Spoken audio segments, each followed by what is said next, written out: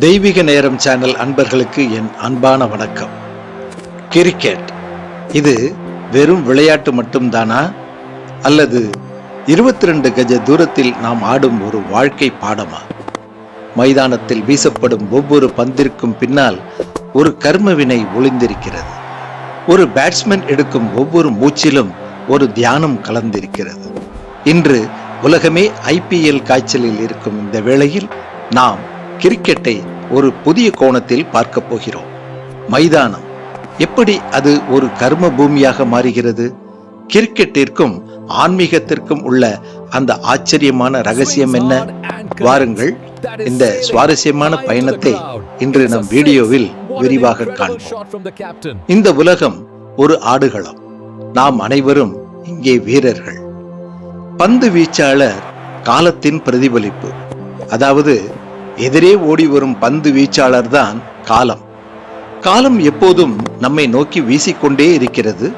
சில பந்துகள் இன்ஸ்விங்கர் போல இதயத்தை தாக்கும், சில அவுட் ஸ்விங்கர் போல நம்மை திசை திருப்பும். சில பந்துக்கள் பவுன்சராக நம் தலைக்கு மேல் அச்சுறுத்தும். வாழ்க்கையும் இப்படித்தான் சவால்களை வீசுகிறது. இங்கே பந்தை தடுப்பது முக்கியமல்ல, அந்த சவாலை எதிர்கொள்ளும் போது உங்கள் மனநிலை எப்படி இருக்கிறது என்பதுதான் ஆன்மீகம். இரண்டாவதாக, கிரிக்கெட் மைதானம் ஒரு கர்ம பூமியின் அழைப்பு. அதாவது கிரிக்கெட் பேட்டை பிடிப்பது என்பது ஏதோ ஒரு விளையாட்டை தொடங்குவது அல்ல, அது நம் கர்மாவை சுமப்பதற்கான ஆயுத்தம். ஆன்மீகத்தில் சொல்லப்படும் நிஷ்கார்ம கர்மம் போல விளைவுகளை பற்றி கவலைப்படாமல் ஆட்டத்தை நேசிப்பவனே உண்மையான யோகி. மைதானத்தில் நுழையும் போது நீங்கள் உங்களை ஒரு வீரராக பார்க்கிறீர்களா, இல்லை பிரபஞ்சத்தின் ஒரு கருவியாக பார்க்கிறீர்களா என்பதே முக்கியம். மூன்றாவதாக, பேட்ஸ்மேனின் விழிப்புணர்வு, அதாவது மைண்ட்ஃபுல்னஸ். ஒரு பேட்ஸ்மேன் கிரீஸில் நிற்கும் போது கடந்த காலத்தை பற்றி யோசித்தால், அதாவது முந்தைய பந்தில் அவுட் ஆகியிருக்கலாம் என்ற பயம், அல்லது எதிர்காலத்தை பற்றி யோசித்தால் சதம் அடிப்பேனா இல்லையா என்ற ஒரு ஆசை, அவர் தற்போதைய பந்தை பிரசன்ட் மொமெண்ட் இழக்க நேரிடும். ஆன்மீகம் சொல்வதும் இதையே. இந்த தருணத்தில் வாழ். அந்த ஒரு பந்து, அந்த ஒரு வினாடி, அதில் முழுமையாக லயிப்பவன் காலத்தை வெல்கிறான். அவனுக்கு விக்கெட் போவதை பற்றிய கவலை இல்லை, ரன் எடுக்கும் பதற்றமும் இல்லை. அங்கே இருப்பது வெறும் இருப்பு, அதாவது பீயிங், அது மட்டுமே. நான்காவதாக, ஃபீல்டிங், விழிப்பு நிலை, விஜிலன்ஸ். மைதானத்தில் இருக்கும் மற்ற 10 வீரர்களும் நம் புலன்கள் போன்றவை. எப்போது வேண்டுமானாலும் கவனம் சிதறலாம். ஆனால் ஒரு ஃபீல்டர் எப்போதும் விழிப்புடன் இருக்க வேண்டும். ஆன்மீக பாதையில் நடப்பவன் எப்படி தன் ஐம்புலன்களையும் கட்டுப்படுத்தி விழிப்புடன் இருக்கிறானோ, அப்படியே ஒரு ஃபீல்டரும் ஒவ்வொரு பந்துக்கும் தயாராக இருக்கிறான்.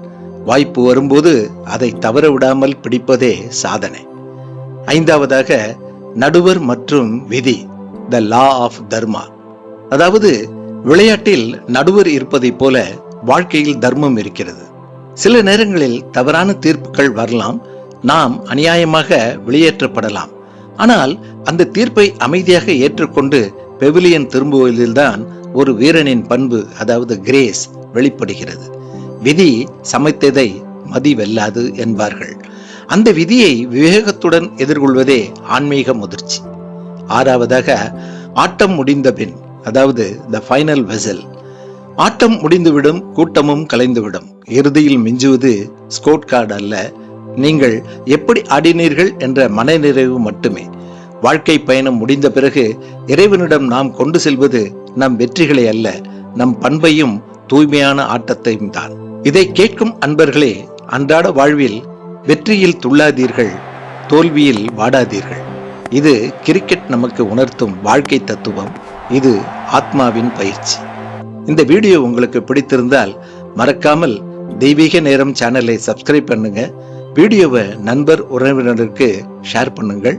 உங்கள் அனைவருக்குமே நல்லது நடக்க வாழ்த்துக்கள். இதுபோல மற்றும் ஒரு சிறந்த பதிவில் உங்களை சந்திக்கிறேன். All the best.